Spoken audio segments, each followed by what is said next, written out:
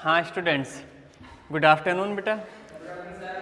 Chemical kinetics start कर दिया था लास्ट क्लास में ना, ठीक है। उसका थोड़ा सा बेसिक पोर्शन करवा दिया था आपको, जिसमें हमने एवरेज मतलब औसत वेग के बारे में भी पढ़ लिया था। लास्ट ये टॉपिक पढ़ा था ना, ठीक है भाई। अभिक्रिया की दर या अभिक्रिया का जो वेग होता है वो दो चीज़ों पर मतलब दो प्रकार का होता है। एक औसत वेग होता है और दूसरा होता है तात्क्षणिक वेग। एक बार थोड़ा सा इसके बारे में डिस्कस कर लेते हैं वापस से, है ना।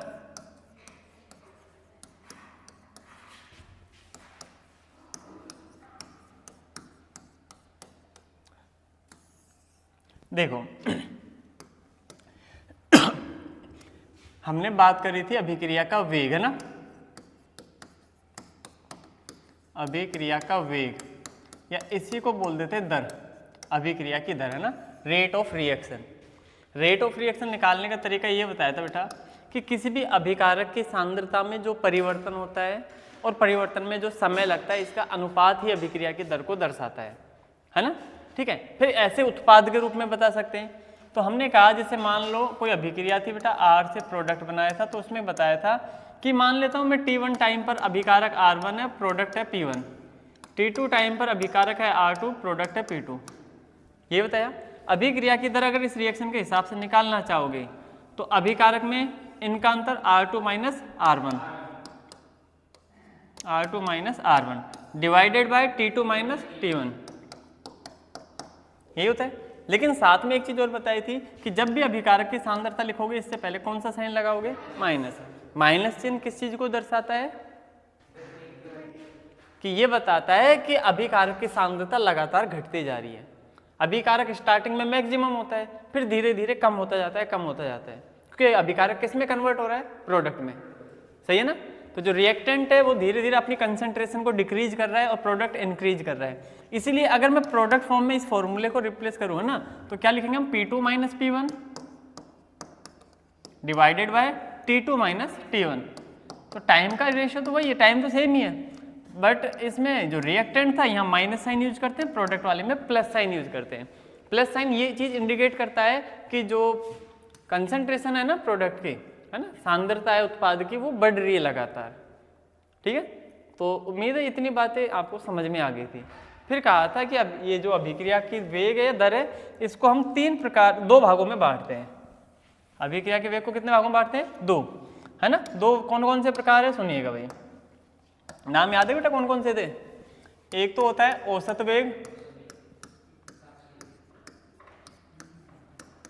है ना, एवरेज वेग, जिसको RAVG करके लिखेंगे। और दूसरा होता है तात्क्षणिक वेग।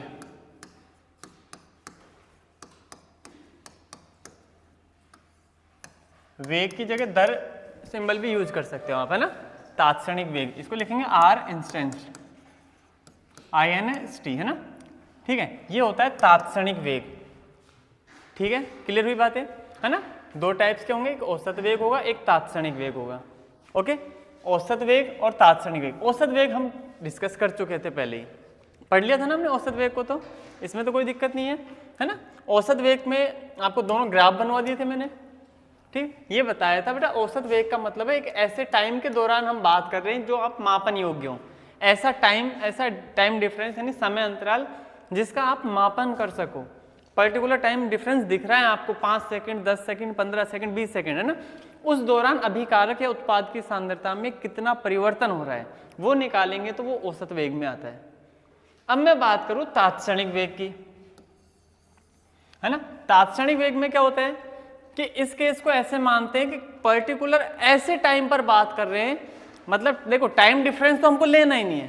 तात्क्षणिक मतलब किसी एक क्षण पर कोई टाइम का ऐसा मोमेंट ले रहे हैं, पर्टिकुलर एक टाइम पर ऐसे ले रहे हैं जहां हम अभिकारक की सांद्रता या उत्पाद की सांद्रता की बात कर लेंगे, है ना, ठीक है। मतलब मैं ऐसा कह सकता हूं, अगर आप डिफरेंस देखोगे ना, टाइम का डिफरेंस वो लगभग 0 होना चाहिए। मतलब जिस टाइम पर अगला मोमेंट वही ले रहे हैं हम, बिल्कुल जस्ट पास वाला ही, टाइम का कोई डिफरेंस ही नहीं है, ठीक है। और थोड़ा अच्छे से समझना है इसको। जैसे मान लेता हूँ बेटा रिएक्टेंट टू प्रोडक्ट, ये चीज पहले भी पढ़ते हैं। फिर बताया था आपको कि जैसे T1 टाइम पर रिएक्टेंट कितना माना था हमने? R1, प्रोडक्ट है P1, ठीक है। और T2 टाइम पर कितना हो जाएगा बेटा रिएक्टेंट? R2, प्रोडक्ट कितना हो जाएगा? P2। ठीक है, हमने आर ऐसे निकाला था, आर के फॉर्म में आर इक्वल टू, यहां से लिखेंगे बेटा R2 माइनस R1, है ना, जब भी अभिकारक के लिए लिखते हैं तो माइनस साइन यूज करते हैं, R2 minus R1 divided by T2 minus T1। ठीक है, ऐसे ही मैं प्रोडक्ट की फॉर्म में भी फॉर्मूला लिख सकता था। प्रोडक्ट वाला फॉर्मूला क्या होता है बेटा, प्लस साइन यूज होता है, P2 माइनस डिवाइडेड बाय, ठीक है, दोनों ही किसको बता रहे हैं, वेग को दर्शा रहे हैं। ये नॉर्मल केस में बात करी हमने।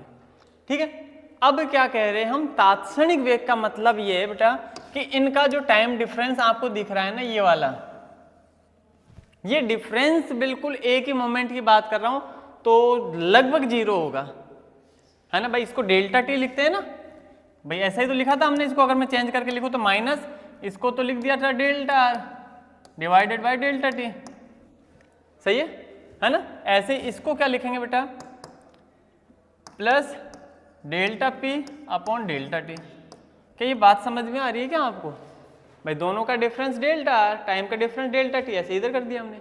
ये कह रहा हूं मैं बात कि ये जो टाइम डिफरेंस है ना, ये टाइम डिफरेंस इतना कम होना चाहिए, इतना कम होना चाहिए कि वैल्यू लगभग जीरो मान ले, बहुत कम, है ना।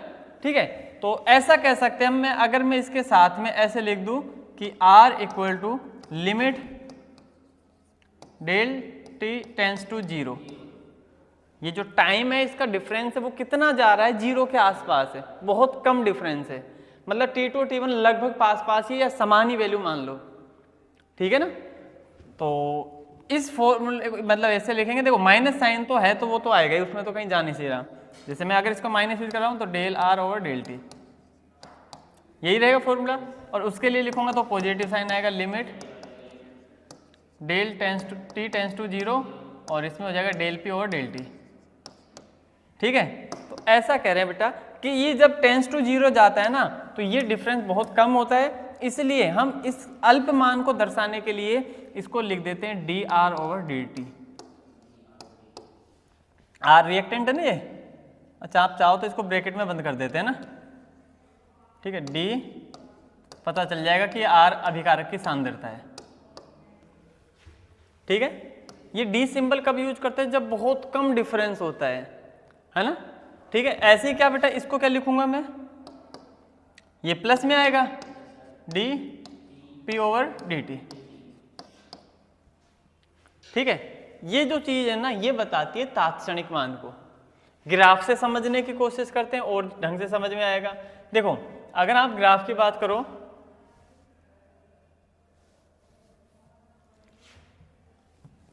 जैसे मान लो एक ग्राफ यहां बना देते हैं हम, ठीक है। अब इस ग्राफ में देखना बेटा वही पहले की जैसे है ना, मैं अभिकारक के लिए बनाऊंगा तो लाइन कुछ इस तरीके से बनेगी, क्या अभिकारक के लिए, उत्पाद के लिए जीरो से चलेंगे ऊपर इस तरीके से जाएगी। ठीक है, अब इसमें क्या कह रहा हूं मैं, जैसे कोई भी एक टाइम ले लो बेटा, हाँ ये मान लो मैं इस मोमेंट पे बात कर रहा हूं, ये T1 टाइम है, अच्छा T1 क्यों, अब हटा देते हैं 1 का सिस्टम, ये कितना है R, है ना। तो किसी पर्टिकुलर इसी टाइम की बात कर रहा हूं मैं, इसके अलावा मेरे को कोई मतलब नहीं, इस टाइम पे बात कर रहा हूं मैं ना। ठीक है, इस पर मैंने एक स्पर्शरेखा खींची, इस पॉइंट पर, वो पॉइंट एक ही जगह टच हो रहा हुआ है ना, तो इसका जो स्लोप निकल के आता है ना, ढाल है ना, वो tan थीटा के बराबर ही होता है ना, y अपॉन एक्स ही होता है। तो यहां से जो निकल के आएगा वो क्या निकल के आएगा बेटा, अभिकारक के लिए ही है, तो अभिकारक के लिए क्या आएगा, minus D R over D T, मतलब आर अपॉन टी आता है और उसको कैसे लिखेंगे, D R upon D T. ठीक है, और यही ग्राफ में अगर बनाऊं ऐसे उत्पाद के लिए, इस तरीके से बनता है ना। तो इसमें भी क्या करते हैं हम भाई, कुछ इस पॉइंट पे लेते हैं जिसपे टी पे ये रिएक्टेंट ये है ना, इस पर मैं स्पर्शरेखा खींचता है, ऐसे स्पर्शरेखा खींच जाती, जहां टच करते हुए जाती। इसका स्लोप क्या रहेगा बेटा, slope equals to tan theta equals to कितना आएगा, वहां माइनस था, ये प्लस से इंक्रीज हो रहा है ना रेगुलरली, प्लस वाला मतलब प्लस, और क्या लिख देंगे इसको, dp ओवर dt। ठीक है, तो ये चीजें थोड़ी थोड़ी समझ में आई ना। फाइनली इतना समझना है आपको, तो तात्क्षणिक का मतलब किसी एक क्षण पे बात कर रहे हैं, है ना, किसी एक क्षण पर उसी टाइम पर उसका अभिकारक कितना है या उत्पाद कितना है, उसकी सांद्रता का जो रेशियो आएगा बहुत अल्पमान होता है, इसलिए डी की फॉर्म में लिखते हैं उसको। क्लियर है? तो लिखो, हेडिंग डाल लो तात्क्षणिक वेग। तात्क्षणिक वेग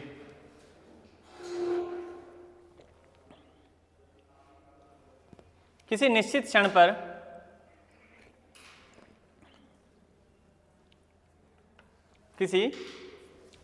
क्षण पर अभिक्रिया का वेग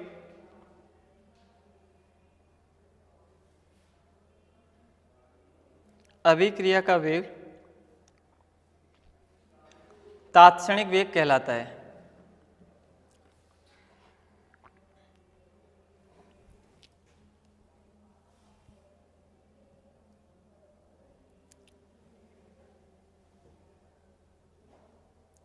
तात्क्षणिक वेग कहलाता है।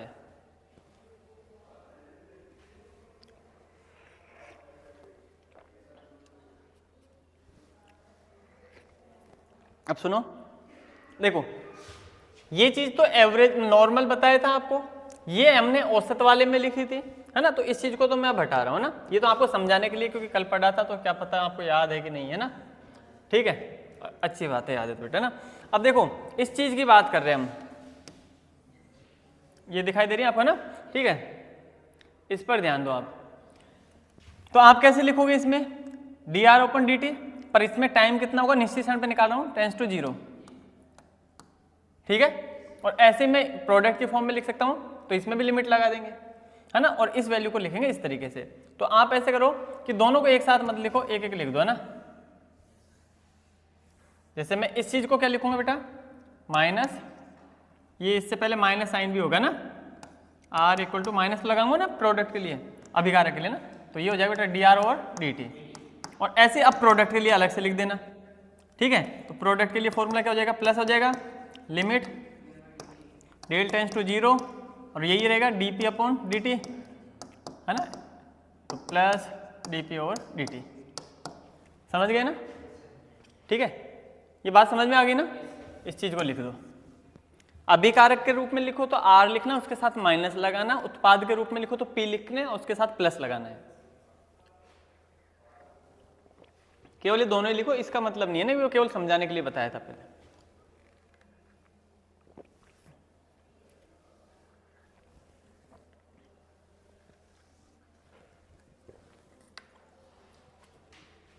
लिख दिया?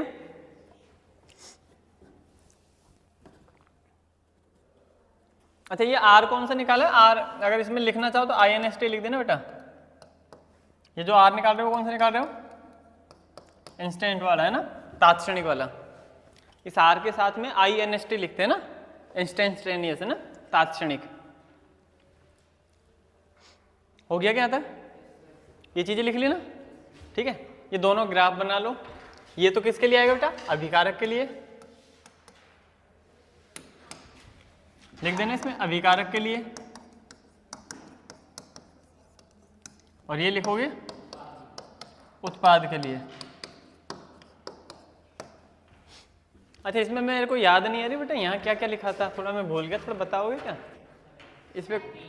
हाँ, इसमें समय था और इसमें सांद्रता। अभी अभिकारक है तो अभिकारक की सांद्रता लेंगे, यहाँ प्रोडक्ट होगा तो प्रोडक्ट की सांद्रता लेंगे ना, ठीक है।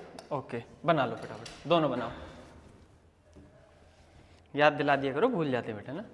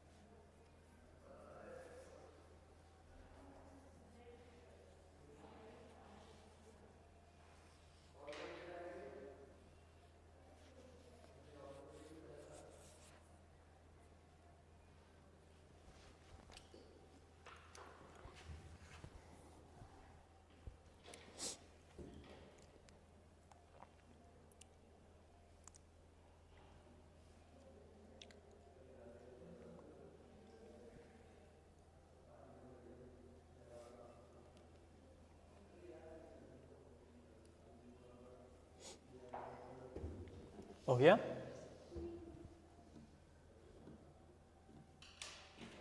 तो आपने देखा होगा जब हमने वेग निकाला था औसत, तो उसमें हमने दो अलग अलग टाइम इंटरवल लिए थे। तात्क्षणिक में पर्टिकुलर एक टाइम पे बात कर रहे हैं तो उसी टाइम पे बात हो रही है ना। मैं दोनों ग्राफ आपको अलग अलग बनवा रहा हूँ, बेटा ध्यान से समझते रहना भाई, इसमें कोई रटने वाली बात तो है नहीं, है ना। उस चीज़ से समझ जाओगे तो आपको भाई ये कई बार है ना, ये क्वेश्चन पूछा गया है आपके नीट में भी पूछ लिया डायरेक्ट, या फिर कईयों ने जेईई का पेपर दिया और मेंस में एडवांस में नहीं आता इतना छोटा क्वेश्चन, है ना। तो उसमें क्या पूछता है कि अभिकार, ये किसी भी अभिकार के उत्पाद के लिए पूछ लेगा, इसमें जो समय और ये सांद्रता है इनके बीच में बना ग्राफ का जो ढाल होता है वो किस चीज़ को दर्शाता है ना। तो ये किस चीज़ को दर्शाता है? वेग को, अभिक्रिया की दर को या अभिक्रिया के वेग को। सही है ना भाई। इनका जो ढाल होता है ना, जो स्लोप होता है, ये जो आरेख बनेगा इसके बीच का, समय और सांद्रता के बीच, ये ढाल किस, इसका ढाल जो होगा, स्लोप होगा, वो किस चीज़ को दर्शाता है? वेग को। अब वेग कोई सा भी हो सकता है ना, वो बाद की बात है बेटा, कौन सा वेग होगा, तात्क्षणिक वेग होगा, औसत वेग होगा, ठीक है उसको छोड़ो ना। पर इसका जो स्लोप होता है वो स्लोप हमेशा किस चीज़ को दर्शाएगा? वेग को ही दर्शाता है। ठीक है, चलिए ना, यहाँ तक होती है वेगों की बातें, है ना। अब हम बात करते हैं कोई ऐसी अभिक्रिया जिसमें रस समीकरण मिति गुणांक होते हैं। रस समीकरण मिति गुणांक का मतलब समझते हो क्या बेटा? स्टाइकोमेट्रिक कोफिशिएंट की बात कर रहा हूं मैं। जैसे कोई भी रिएक्शन होती है ना, जैसे मान लो A प्लस बी, ये मिलकर कोई प्रोडक्ट बना रहे बेटा, मान लो C प्लस डी, ठीक है। अब रस समीकरण मिति का मतलब है इसके साथ में कोई ना कोई कोफिशिएंट जो होता है, यहाँ स्टाइकोमेट्रिक कोफिशिएंट बोलते हैं, 1 2 3 4 5 कुछ तो होता होगा, है ना। ठीक है, तो मैं मान लेता हूँ अपने अकॉर्डिंग, इसमें M1 मान लिया, इसमें M2, ऐसे यहाँ N1 मान लिया, इसमें N2, आपकी मर्जी, मान नहीं दे कुछ भी मान लो, है ना। ठीक है, तो ऐसी कोई अभिक्रिया है, तो इस अभिक्रिया के लिए वेग कैसे निकालेंगे? क्योंकि अभी तक हमने जो वेग देखा वो ऐसे देखा डायरेक्ट ही, R से बनाया P, अब वो पता ही नहीं R अकेला है कि 2 है कि 3 है, कितने अभिकारक है नहीं पता, डायरेक्ट लिख दिया हमने तो अभिकारक, एक उत्पाद बना दिया। अब एक से ज़्यादा अभिकारक हो सकते हैं, एक से ज़्यादा उत्पाद हो सकते हैं, इसका वेग कैसे लिखेंगे उस चीज़ के बारे में डिस्कस करते हैं ना। तो हेडिंग डालो, रासायनिक अभिक्रियाओं का रासायनिक अभिक्रियाओं का रस समीकरण मिति पदों में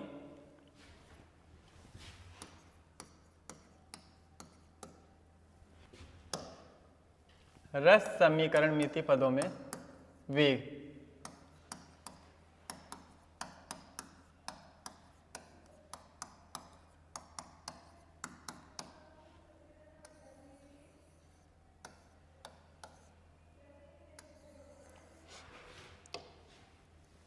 रस समीकरण मिति पदों में वेग, ठीक है।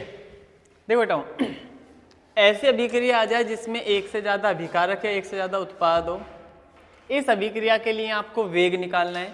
तो देखो, पहली चीज़ तो वेग को हम जानते हैं, हम अभिकारक के रूप में भी दर्शा सकते हैं और उत्पाद के रूप में भी, ठीक है। अब आपके पास में एक से ज़्यादा अभिकारक है ना, तो आप उनमें अलग अलग तरीके से दिखा सकते हो। मतलब ये कि A और B दोनों अभिकारक है, मैं A के हिसाब से भी अभिक्रिया का वेग दर्शा सकता हूँ और B के हिसाब से भी दर्शा सकता हूँ। सिमिलर बात है, मैं C के हिसाब से भी दर्शा सकता हूँ और D के हिसाब से भी। मतलब इस अभिक्रिया के वेग को मैं 4 अलग अलग तरीकों से लिख सकता हूँ।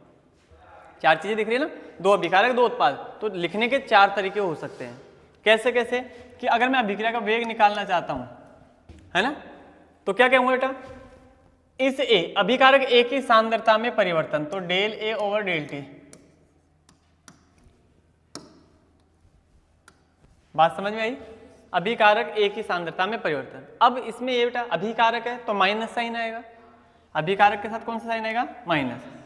लेकिन दूसरी बात, इसका जो कोफिशिएंट होता है ना 1/m, देखो इसको समझना, जैसे मैं कह रहा हूँ इस पूरे का जो वेग आ रहा है ना, वो कुछ ना कुछ वैल्यू आ रही होगी, ये पूरे की है, लेकिन हमको एक के हिस्से की निकालनी होती है। जैसे मान लो मैंने ऐसे लिख दिया 3A, 3A का टोटल इतना आया, 3A का मिलाकर के इतना है, तो 1 का कितना आएगा? 3 का डिवाइड करूंगा।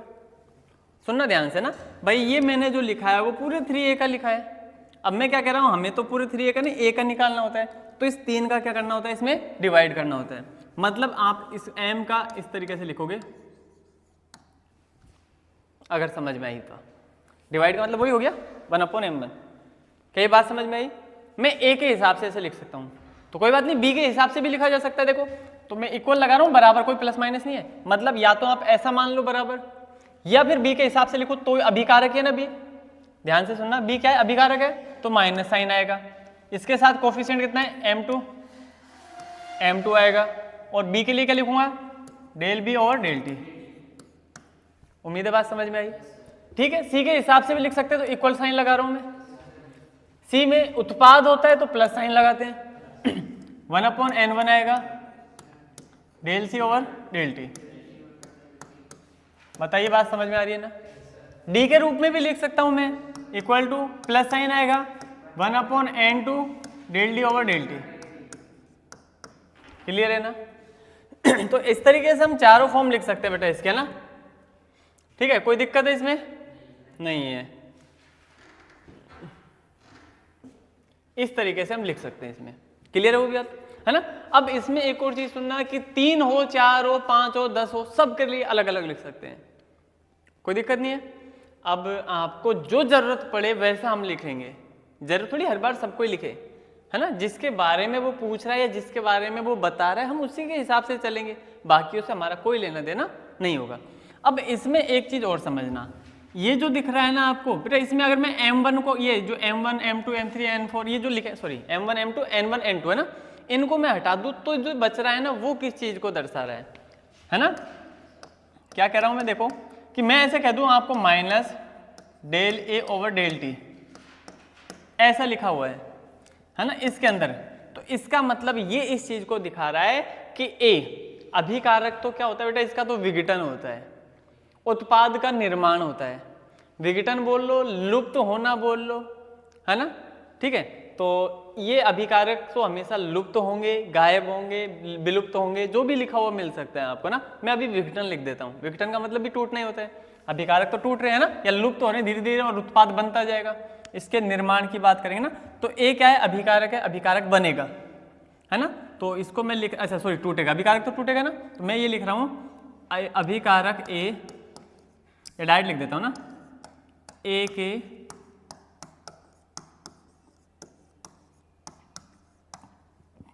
विघटन की दर।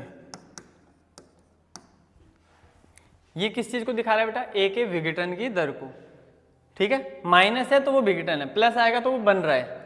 ऐसे ही अगर मैं ऐसे लिख दूं del B over del T, इसका मतलब क्या है, ये बता रहा है बेटा वी के विघटन की दर। अगर मैं ऐसे लिख दूं del C over del T, plus लगाऊंगा है ना, प्लस है ना, तो इसका मतलब क्या है बेटा, सी के बनने की दर या निर्माण की दर, मैं ऐसे लिख दूं, एक ही बात है, निर्माण की दर, है ना?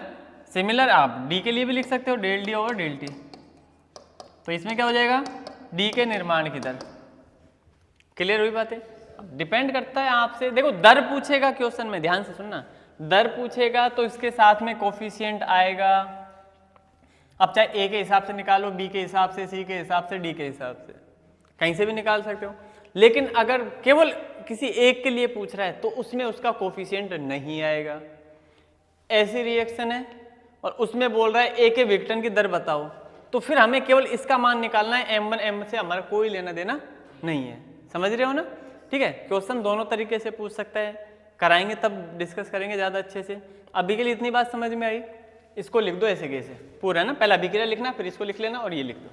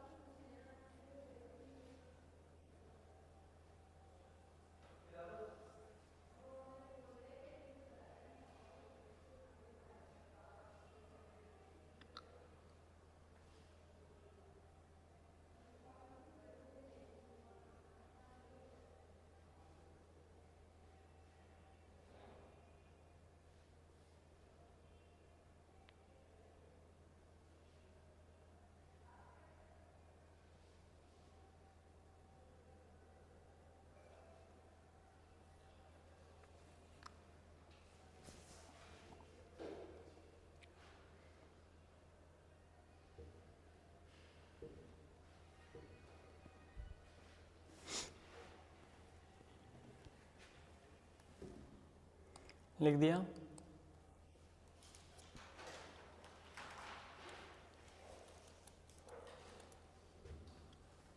हो गया, ठीक है। इसको वैसे एक छोटे से एग्जाम्पल से समझाने की कोशिश करता हूँ, देखो सुनना, ठीक है। जैसे मान लेता हूँ बेटा मैं,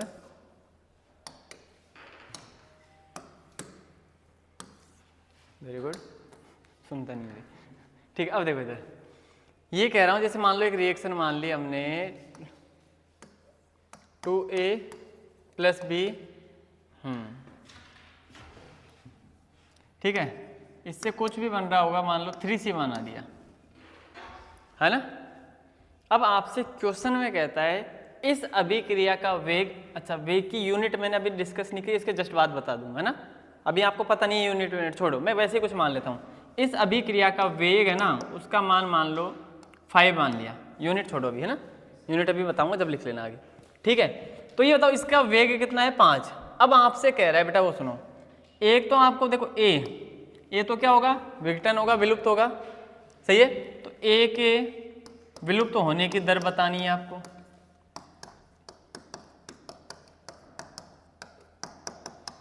और एक मान लो सी के निर्माण की दर बतानी है।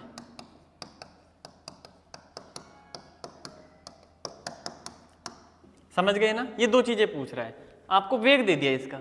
अब आप जानते बेटा इसका वेग दे रखा है, तो वेग कैसे निकालोगे, R = है ना, इसका वेग कैसे निकालोगे, R = इसके लिए क्या लिखूंगा, -1/2 del A / del T। B के लिए लिखूंगा तो -del B / del T। C के लिए लिखूंगा तो 1/3, ये प्लस में चल रहा है, del C / del T। Clear है क्या बात। R की वैल्यू कितनी है, 5 अभी, ठीक। अब आपसे बोल रहा है A के विलुप्त होने की दर, मतलब इसका मान निकालना है आपको, माइनस इसके साथ ही रखूंगा, तो इस 2 को इधर भेजना पड़ेगा, समझ रहे हो ना। मतलब आपको देखो A के विलुप्त होने की दर का मतलब क्या, किस चीज का मान निकालना है, -del A / del T, इसका मान निकालना है। यहाँ C के निर्माण की दर पूछा है, कर दो निर्माण। निर्माण कैसे करेंगे, हमको पता है प्लस साइन आएगा, del C / del T पूछा है। ये दो चीजें पूछी, आपको समझ में आ रही है ना बातें, ठीक है। तो इसका मान निकालूंगा मैं del A / del T का, माइनस तो ऐसे कैसे रखूंगा ना, 1/2 में 2 इधर चला जाएगा, कितना आ गया 10। क्लियर हुई क्या बात है, 2 का मल्टीप्लाई हो गया ना 5 से, तो ये लो आ गई A के विलुप्त होने की दर इतनी आई। मैं बोल रहा हूँ दूसरे के C के निर्माण की दर कितनी आएगी, तो इसमें से 3 को हटाना है, 3 मल्टीप्लाई हो जाएगा, कितना जाएगा, कितना आ जाएगा बेटा 15। तो ये C के निर्माण की दर आ गई, समझ गए ना। तो इस टाइप से क्वेश्चन आपसे पूछा जा सकता है ना, ठीक है। इसको बाद में अच्छे से क्वेश्चन कराऊंगा, जो भी क्वेश्चन बनेंगे, अभी छोड़ो ना, केवल थोड़ा सा समझाना था, समझ में आ गई ना बात, ठीक। अब देखो आगे चलते हैं ना। हाँ भाई, वेग की इकाई क्या होती है, अभिक्रिया के वेग, हेडिंग डाल लो, या दर का मात्रक।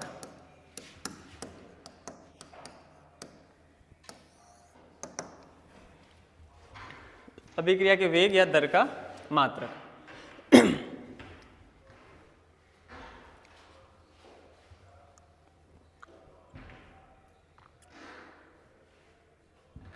ठीक है, देखो छोटी सी चीज है बेटा, ज्यादा कुछ टाइम लगाना नहीं है। इधर देखो R बराबर आपको पता है, ऊपर तो आती है अभिकारक या उत्पाद की सांद्रता में जो परिवर्तन होता है, कुल मिला के बात है, आती तो सांद्रता ही है, सही बात है कि नहीं है। अब सांद्रता में परिवर्तन होगा, वो भी सांद्रता ही है, डिवाइडेड बाय नीचे आता है समय का डिफरेंस, लेकिन मतलब देखा जाए तो क्या आ रहा है, समय आ रहा है। तो यूनिट जो निकलेगी R की, वो सांद्रता बटा समय के हिसाब से निकलेगी। सांद्रता की यूनिट क्या होती है, मोल पर लीटर, सही है ना। तो इसकी यूनिट तो क्या लिख दिया, मोल पर लीटर, मतलब लीटर इनवर्स। और समय की यूनिट क्या होती है, सेकंड, सेकंड ऊपर ले जाएंगे तो ये लीजिए, इसका मात्रक आ गया।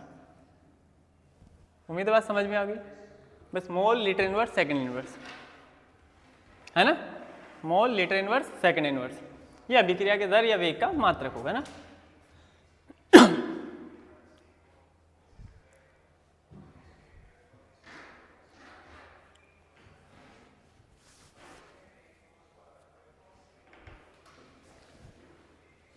हो गया, ठीक है। अब नेक्स्ट बात करते हैं वेग व्यंजक, है ना। हेडिंग डालो बेटाओ।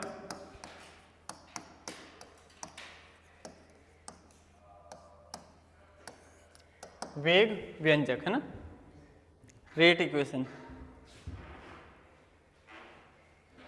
वेग व्यंजक बोल देते हैं, वेग समीकरण बोल देते हैं इसी को, है ना, ठीक है, रेट इक्वेशन बोलते हैं, ठीक है। तो ये इसी को बोलते हैं ना। क्या होता है क्या नहीं होता, सुनो। देखो बेटा, दो छोटे छोटे नियम है। एक तो आता है द्रव्य अनुपाती क्रिया नियम,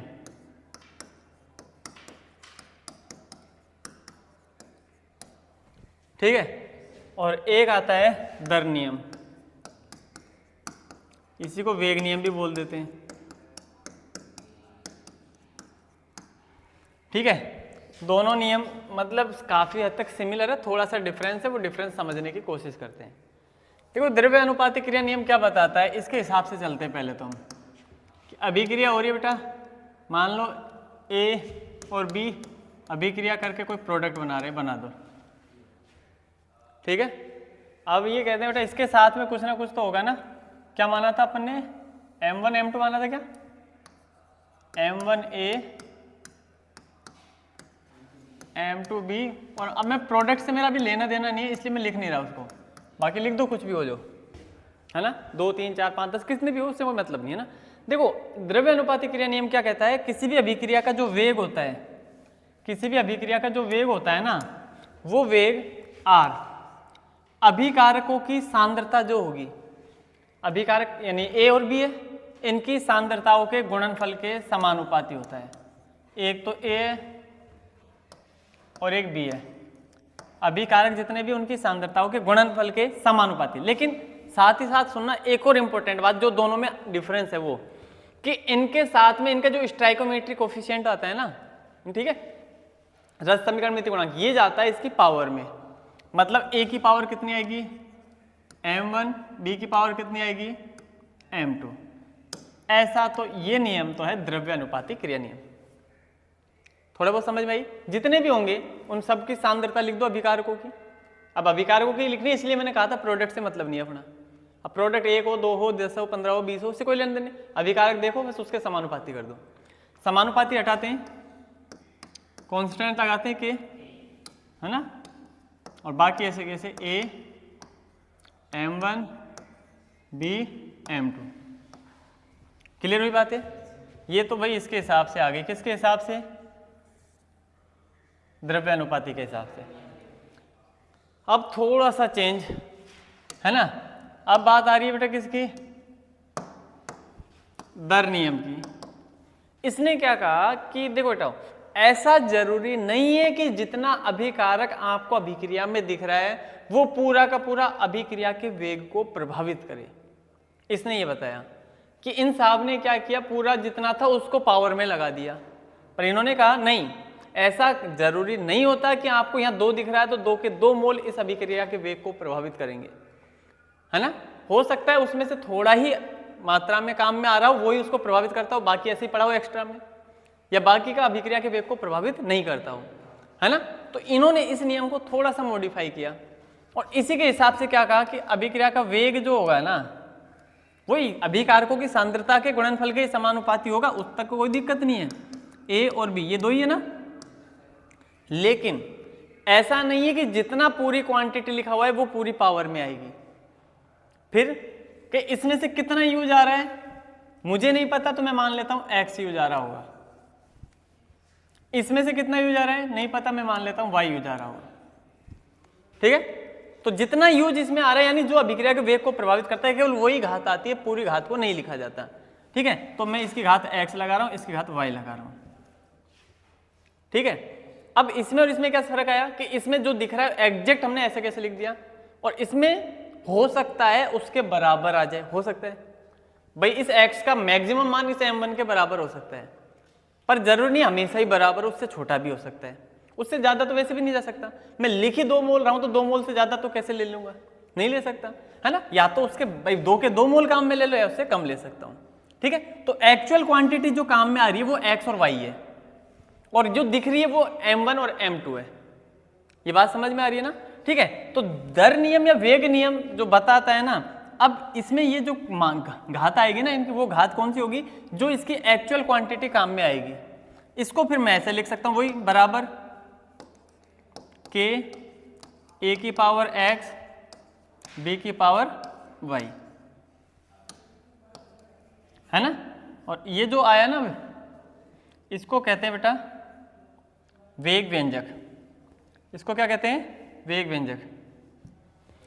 ये कहलाता है वेग व्यंजक, जो दर नियम से वेग नियम से निकालते हैं। इसको नहीं कहा, इसमें थोड़ी सी त्रुटि थी ये m1 और m2 की, इसके बाद हमने इसको चेंज किया, इसे हम वेग व्यंजक के नाम से जानते हैं। उम्मीद है बात समझ में आ गई, है ना? जो डिफरेंस था इसका वो छोटा सा डिफरेंस समझ में आया। हाँ, ऐसा हो सकता है m1 भी आ जाए, कई बार हो सकता है पूरा, मतलब जितने अभिकारक दिख रहे हैं वो पूरे की पूरी घात में आ जाए, हो सकता है, पर ऐसा हमेशा जरूरी नहीं है। उससे कम भी हो सकता है, उसके बराबर भी हो सकता है, ज़्यादा तो हो ही नहीं सकता, सवाल ही नहीं उठता। ठीक है, तो ये केस बन के आता है। अब इसमें आगे x और y जो दिख रहा है ना आपको, जो एक्चुअल क्वांटिटी इसमें यूज आई है, इनका अगर मैं जोड़ दूं, मतलब अभिकारकों की घातों का योग कर दूं, x प्लस वाई, मान लेता हूं इनको जोड़ने पर कुछ आ रहा होगा, मुझे नहीं पता, n मान लिया, है ना? n कुछ भी मान लो, आपकी मर्जी है। वो क्या है? अभिक्रिया की कोटि बताता है। जो भी अभिकारकों की घातों का योग होता है ना, जो दिख रहा है उसकी बात नहीं कर रहा, जितना यूज आ रहा है उसकी बात कर रहा हूं। इन घातों का जो योग होता है उसको मैंने n मान लिया, और इसको कहते हैं अभिक्रिया की कोटि। इसको क्या कहते हैं बेटा? अभिक्रिया की कोटि। अभिक्रिया की कोटि, ऑर्डर ऑफ द रिएक्शन, है ना? कोटि को ऑर्डर बोलते हैं। ठीक है, तो ऑर्डर ऑफ द रिएक्शन यानी अभिक्रिया की कोटि कितनी होगी? इनका सम, इनका योग जो निकल के आएगा x प्लस वाई। ठीक है, यहां तक की चीजें सही चल रही है, कोई दिक्कत नहीं है। और जो k, इसे कहते हैं वेग स्थिरांक या दर स्थिरांक, रेट कांस्टेंट, है ना? वेग स्थिरांक या दर स्थिरांक बोल देंगे इस k को, क्योंकि वेग नियम में आ रहा है, कांस्टेंट यूज किया, तो दर स्थिरांक या वेग स्थिरांक बोल दो। ठीक है, फिर इसके बारे में डिस्कस करेंगे। यहां तक की बातें समझ में आई, कोई दिक्कत नहीं है ना? ठीक है, इसे क्या कहते हैं बेटा? वेग व्यंजक कहते हैं।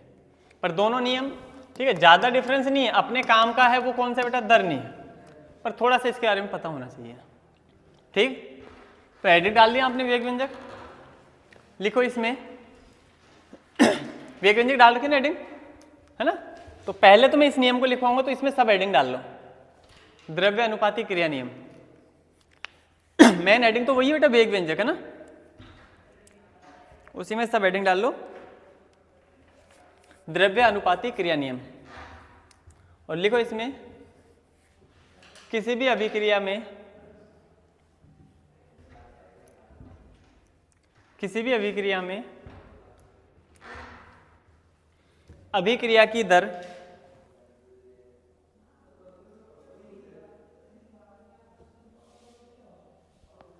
अभिक्रिया की दर उसके अभिकार को, उसके अभिकार को की सांद्रताओं के, अभिकारकों की सांद्रताओं के गुणनफल के समानुपाती होती है।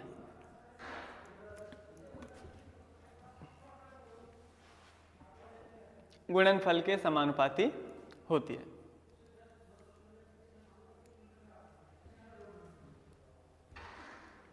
क्या बात समझ में आ गई, है ना?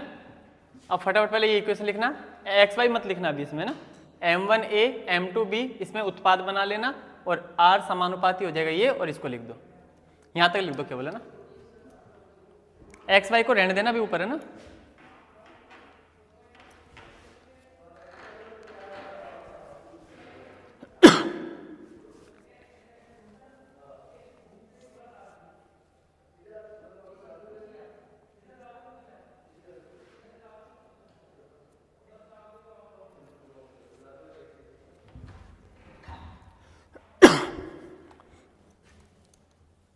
हो गया। अब वैसे लिखो दर नियम या वेग नियम।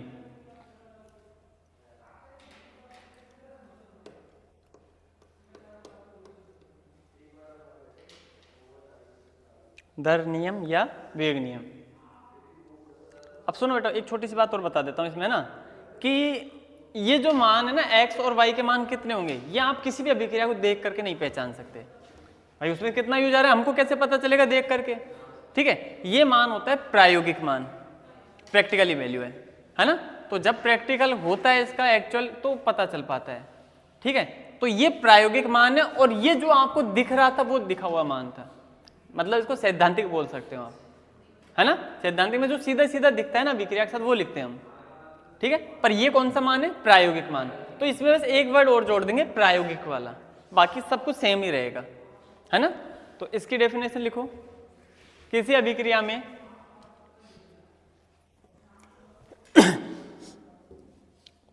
अभिक्रिया का वेग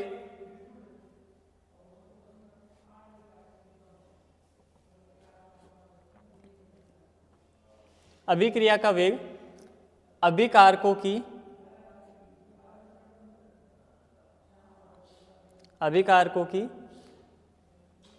सांद्रता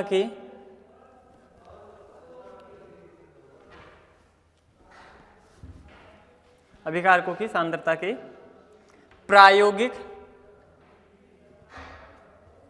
गुणनफल के समानुपाती होता है। प्रायोगिक मतलब समझ गए होंगे, प्रायोगिक गुणनफल के समानुपाती होता है,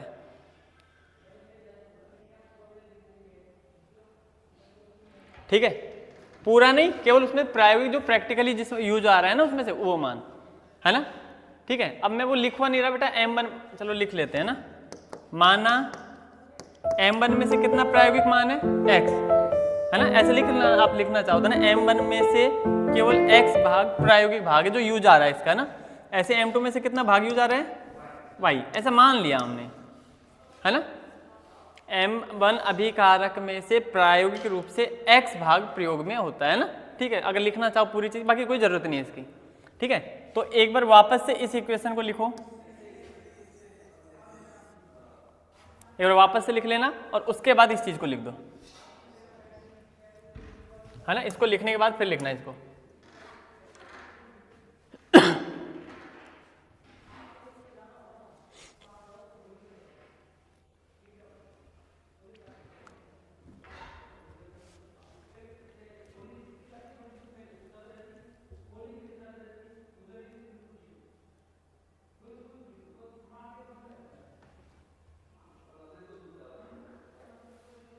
सही है।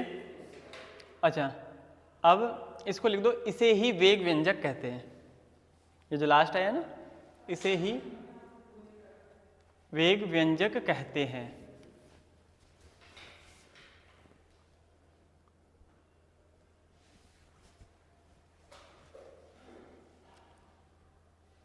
जहां ये लिख दो बेटा, जहां x प्लस वाई बराबर n बराबर अभिक्रिया की कोटि है। x प्लस वाई बराबर n बराबर क्या है बेटा, अभिक्रिया की कोटि है।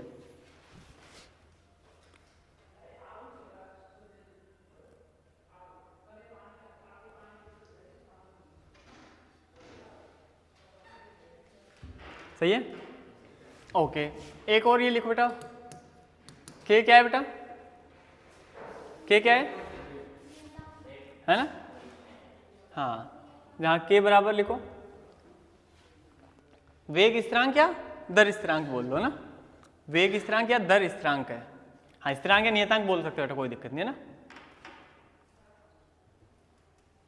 वेग स्थिरांक या दर स्थिरांक है ना, ठीक है। यहां तक की बातें समझ में आ गई। अच्छा, अब इस वेग स्थिरांक या दर स्थिरांक की यूनिट की बात करेंगे हम, है ना। इसकी यूनिट क्या होती है, ठीक है, ओके। चलो ऐसा करते हैं ना, यूनिट को हम कल ही डिस्कस करेंगे ना, पूरा एक्सप्लेन करना पड़ेगा इसमें अच्छे से ना, ठीक है। इतनी बातें समझ में आ गई, यहाँ तक कोई दिक्कत नहीं है, कोई समस्या नहीं है ना, ओके ठीक बेटा। आज इतना ही करेंगे फिर, है ना। उसमें थोड़ा टाइम लगेगा, फिर टाइम देना पड़ेगा फिर ना, ठीक है, ओके, थैंक यू।